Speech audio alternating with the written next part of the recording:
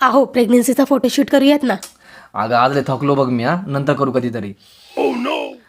पाणी आण बरं. आज नाही, नंतर आणते. गुंजन टावेल दे ना. आज नाही, नंतर देते. कद्दूचे धपाटे बनवतेस का काय? आज नाही, नंतर. जाम चिडलेली आहे बाबा, काहीतरी करावे लागेल. हे घे iPhone 15 Pro Max. Wow, thank you. आता धपाटे बनवतेस की? हो हो. अहो पण कशाला उगी सेविंग घातली या मोबाईलमध्ये?